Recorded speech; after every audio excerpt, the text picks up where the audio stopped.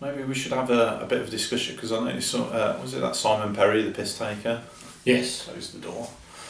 So he didn't really understand why we didn't like 90s music, because it was sort of like... Yeah, a lot of them don't even think of that as a thing. Yeah. And I do. I identify a thing in the 90s. So why don't we like the 90s? Because we were there, that's why, isn't it? Because it But was... surely it was better than the 80s. This was the thing, right?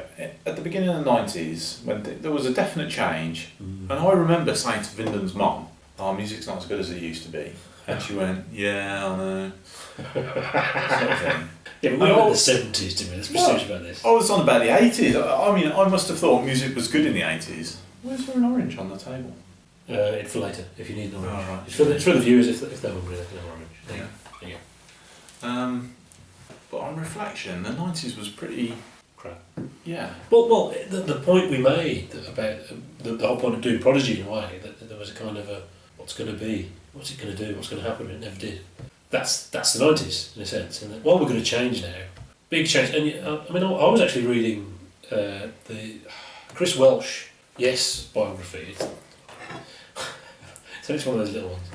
And he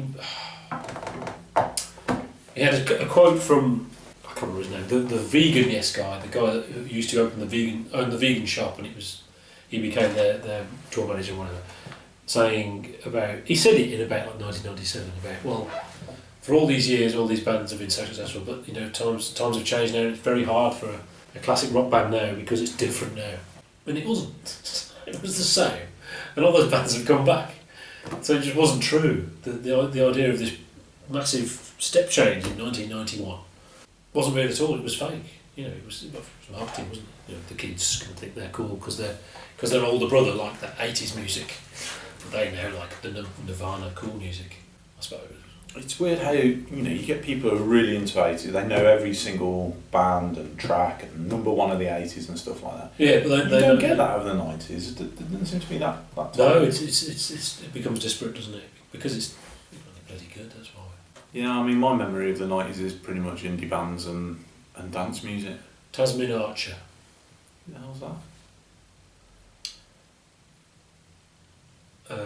Sleeping Satellite. That's it. Is that Tasman Archer? Oh, I think it's someone else. Oh, Babylon Zoo. And Babylon Zoo as well. I remember that. Well, there you go. Babylon Zoo had one song, and he went on. It's going to change music forever or something. Yeah, I'm going to revolutionise music, and instruments will all be different. Why? What's different about it? But fair enough, it was a game he was playing, and he wrote that song, so he made a lot of money out of one song. They made an album, but I'm sure there wasn't much effort put into it. Yeah, I mean, it was pretty much the end of band. Yeah, I think what it was is the control had gone all from the band. When you think of a band like Led Zeppelin or someone like that. Yeah. Where the band members themselves had a lot of power to the record company. Yeah. To the label, basically. And that was a gradual change, wasn't it? Yeah. And by the 90s, it was just all with the record company. Yeah. They decided, and they had their friends in the media. It's all a conspiracy, lizards, mainstream media. Let's talk about how difficult it is now that you've got to, because labels haven't got as much money as they used to, they can't invest in bands and, invest in talent. But they never did. Wait for them to age like a fine wine and come good. But, that didn't happen in the 90s. You got a band, they had one, massive for like a second. Stiltskin. Yeah. Oh, well. And did another album which wasn't so good, and that was it, gone. Yeah, and it completely... And as such, you didn't get very much interest in, did you? I mean... Although Stiltskin were pretty unique in the reason they split up, obviously. Not many singers leave and join Genesis. That's slightly strange. And what they were thinking with that lightweight. But the 90s were a confusing time. You listen to Inside, and you think... Jeans, yeah. And you're not going to think, oh yeah, we better replace Phil Collins with this guy. So he can sing like 2 lines of Supper's Ready and not the rest of the song to annoy the audience. Never mind. Yeah. But what it was really was it was the peak of the industry. That was the industry's peak. It was massive. You'd never have another Thriller, and you'd never have another Dark Side of the Moon. But that's not the point. The overall sales was biggest ever. Yeah. And Robson and Jerome who I think you have to be from the UK to know what that is. It's basically TV stars making some music. I love how you say what that is, not what they are, or who they are. It was just cover versions of random things, wasn't it? But it was like a Simon Cowell marketed thing, and that people buying that record didn't buy music. So it was an entire new, it's like the Wii, you know, it was an entire new audience there, and consequently they were like the biggest selling thing of that year, sort of independent of everything else. So what we're saying is music was, there's always been the pop side of music, but when the guitar music came back in the indie, it became the pop sort of thing. It wasn't there was no sort of strain of interesting, it was very, very thin, you know, it was very, really buried. It's just, they realise they can just market it and say, this is cool, look at their clothes. They wear coats on stage, they're cool. And it was music was like a wave, yeah? In the sea, it's like the wave moves along, it's different molecules of water, but it's the same fucking wave. It's the same music, like. Fucking water again. Boring. Except Oasis. Who changed the world with their revolutionary music.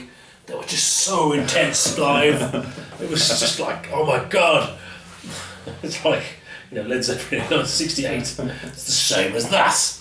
Noel Gallagher, probably the best guitarist there's ever been. Definitely, yeah. And Liam the Attitude, he's such a hard attitude man. Yeah, he's just so dangerous. The danger on the stage, he's going into the microphone like that. It's just so heavy. The bastard's got millions of quids, lives in a massive house, so we can't criticise too much. Well, especially he didn't write any songs. I think he did actually. No, he did. He started writing songs. Once Noel Gallagher actually, when he wrote songs, they weren't that bad. You know, you would go around and they'd be like 2 minutes long, and they'd actually be.